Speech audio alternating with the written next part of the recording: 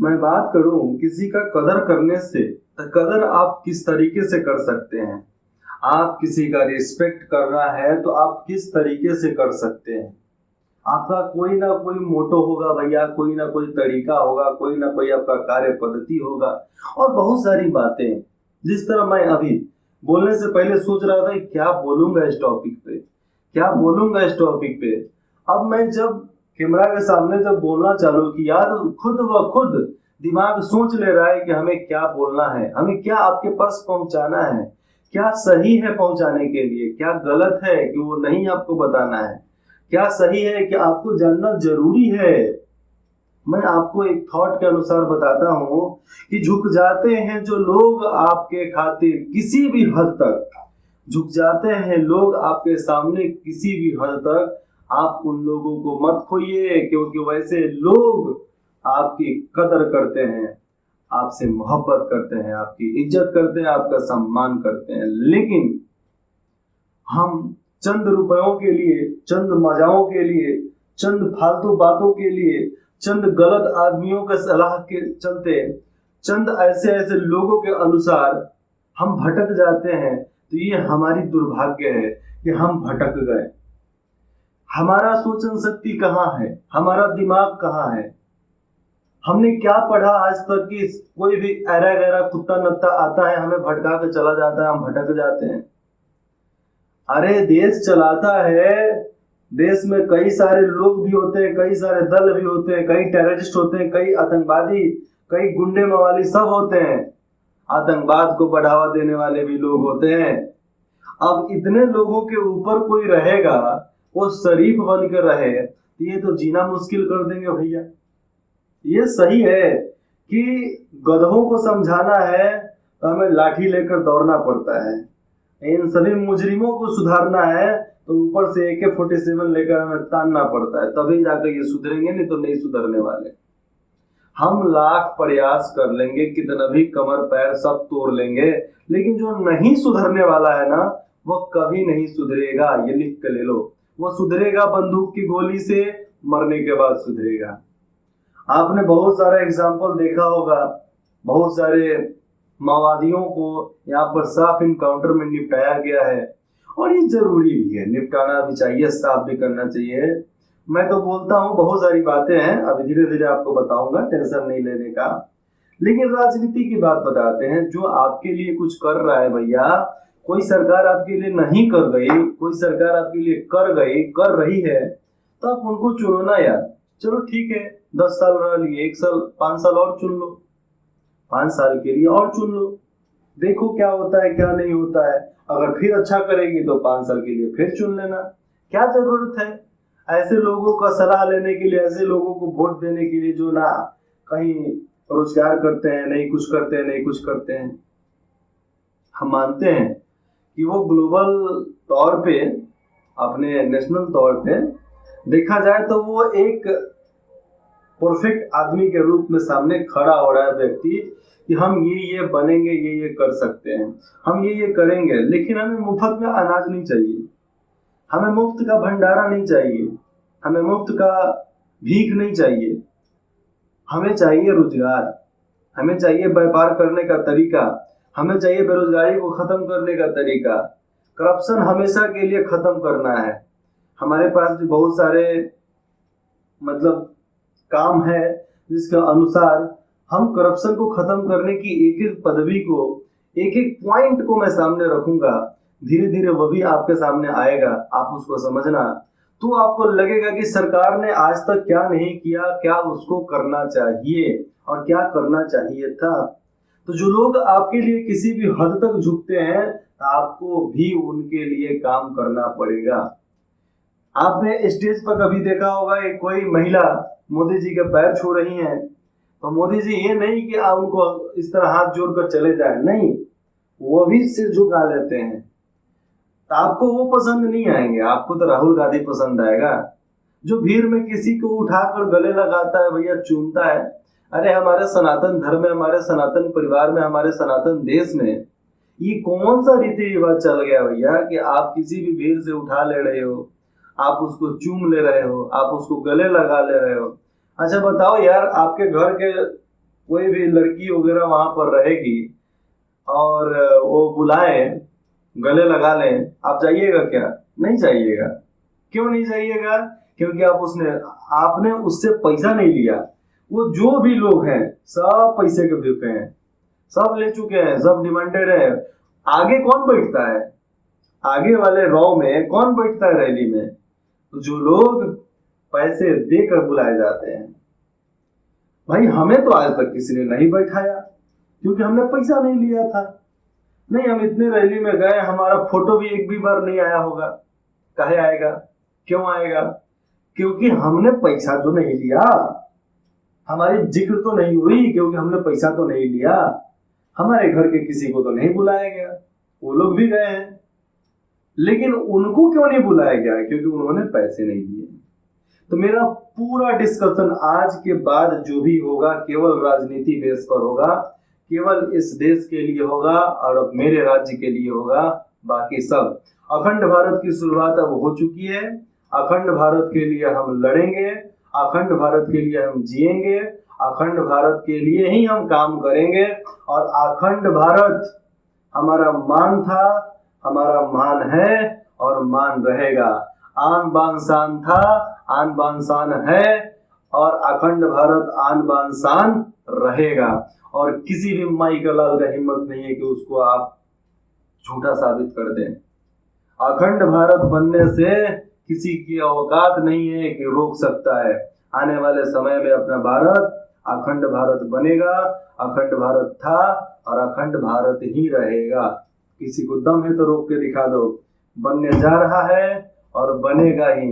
और ये ऐसे कट्टरपंथियों और हार्वर्ड से पढ़ने वाले, हार्वर्ड क्या बोलते हैं उसका, अमेरिका बोलते हैं ना, अमेरिका से पढ़ कर आने वाले यहाँ पर गधों, आपकी जरूरत नहीं है देश में। इस देश के सरकारी स्कूल में, इस देश का सरकारी खाना खाकर जो आगे बढ़ता है ना, वही देश के लिए सोच सकता है।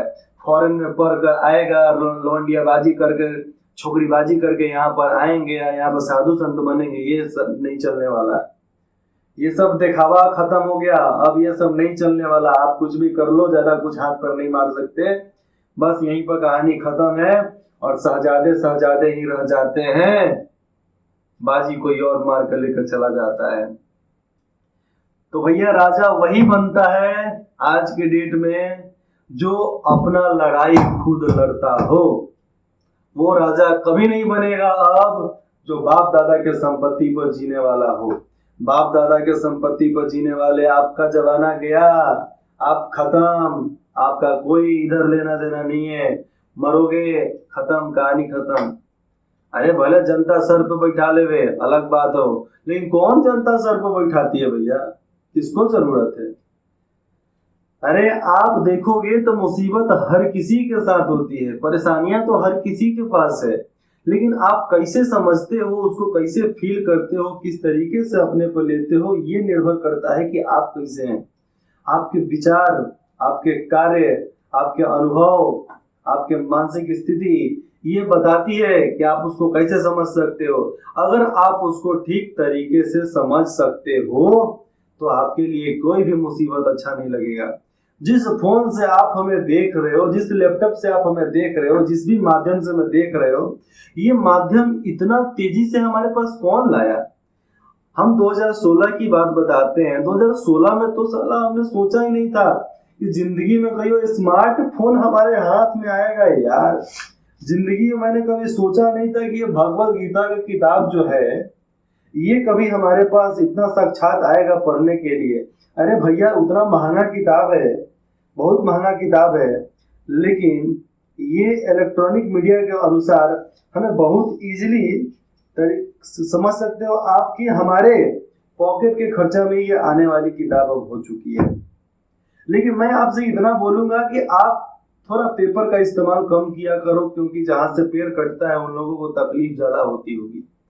मुझे पता है कि एक ही चीज में, एक ही टॉपिक में मैंने बहुत कुछ बोल गया, लेकिन मेरा टॉपिक भी वही था, मेरी बातें भी वही थी।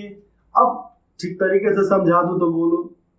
बात यही था कि झुक जाते हैं जो लोग आपके खातिर किसी भी हद तक, उनको कभी भी आप खोना नहीं, उसको संभाल कर रखना।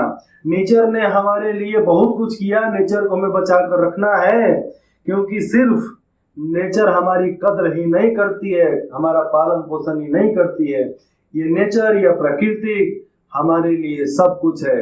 अगर ये नेचर हमसे प्यार नहीं करती तो हम बर्बाद हो गए रहते हैं। अगर ये प्रकृति हमें नहीं चाहती तो हम भूखे मर जाते, कौड़ियों के भाव भी नहीं बिकते, हमारी हड्डियां पंचर हो गई रहती। इसलिए आपको बताते हैं कि देश किसी राजनेता के अनुसार नहीं चलता है, देश किसी भी उद्योगपति के अनुसार नहीं चलता है। ये देश केवल अपने सांस्कृतिक धरोहर और अपने प्राकृतिक धरोहर के अनुसार चलती है।